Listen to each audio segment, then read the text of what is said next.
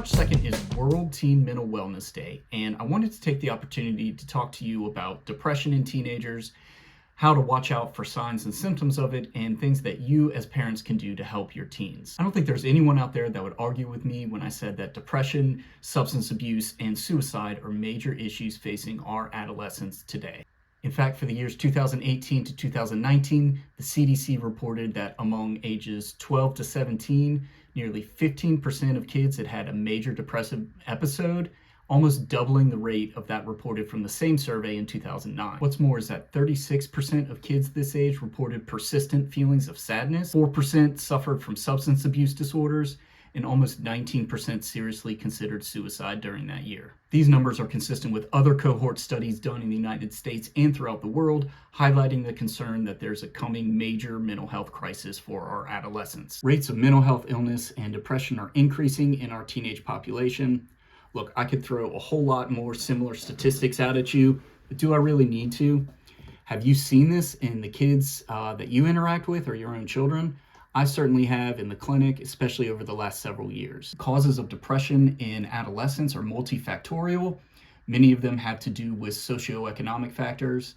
Certainly, the isolation and uncertainty during the pandemic only made things worse. The difficult thing about recognizing depression in adolescence is that while there are so-called classic symptoms, there's really no rule book for how children present. We often think about classic findings like persistent sadness, irritability, feelings of hopelessness, and loss of interest in previously enjoyed activities. So it's very important for us to be observant, to watch, and to listen to our children. Changes in mood, or what we call mood reactivity, can cause kids to seek out activities to temporarily boost their mood. Things like affiliation with their peers, increased thrill-seeking activities, promiscuity, and of course substance and alcohol use. But look, not all of these classic symptoms are always present. Not all depression looks like this. I'm very depressed. My PHQ-9 is a 27. You may see more subtle things like changes in sleep, so insomnia or sleeping much more than they typically do. Sometimes we'll even see a reversal of the circadian rhythm, so up all night and then sleeping all day. You might see changes in appetite or weight. Another big thing to watch out for is a sudden change in academic performance. Complaints of fatigue and loss of energy are common things that I see in kids this age.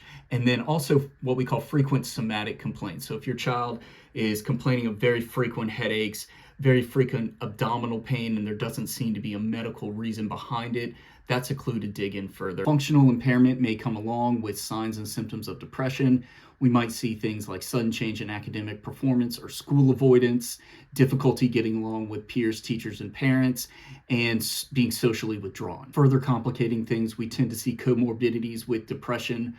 So things like anxiety disorders, ADHD, behavioral disorders, so things like oppositional defiant disorder or conduct disorder, and substance abuse. To me, these things are very much chicken and egg. It's recommended for pediatricians to screen all children annually for depression starting at age 12.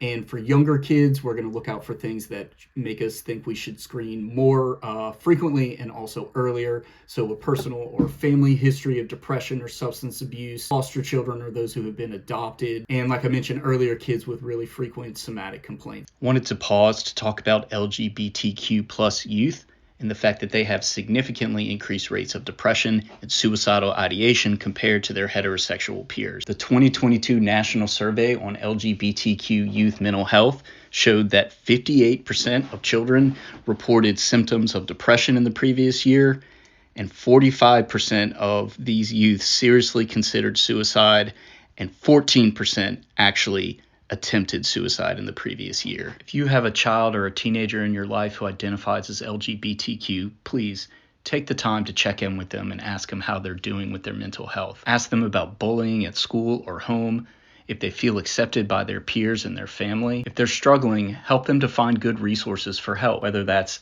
a mental health therapist who specializes in this sort of thing. There's lots of good information on the internet. The Trevor Project is one such source. Above all, let them know that they are loved. There are people that love them and want to support them. There are many tools used for screening adolescents for signs of depression. One of the most common ones is called the PHQ-9 or the Patient Health Questionnaire.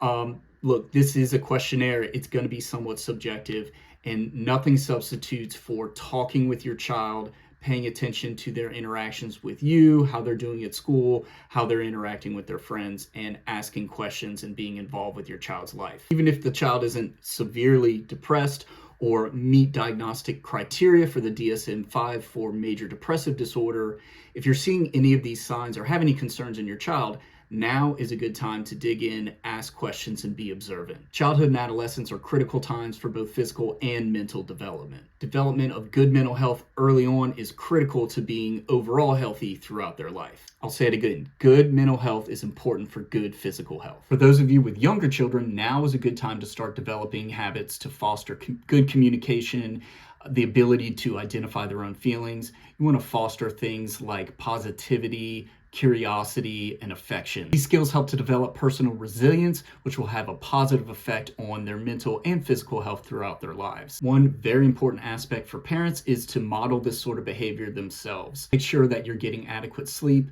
following a good diet, and getting enough physical activity, and reach out to a mental health professional if you have concerns about your own mental health. Staying engaged with your children as they get older is so important. Learning to have good conversations with them can be really difficult. My kids, when they get home from school, sometimes, hey, how was your day? They'll answer me in one-word sentences or less. So really getting good at asking questions and actively listening to what they have to say. One thing that was difficult for me to learn as a father was that I didn't necessarily have to fix every problem that my child had. What was more important was actively listening and validating, asking good questions, and being curious about how they were feeling and why they were feeling that way. A good friend told me many years ago that our job as parents is to prepare and not to protect. By fostering an environment of open communication with your child, you can help to develop a safe space so that they feel comfortable coming to you whenever they have any sort of issues.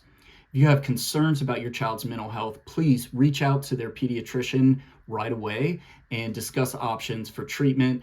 We have lots of medications that can be really helpful. I always suggest mental health counseling and therapy as either a first step or an adjunct to medication. Thank you so much for watching. I hope this information was helpful.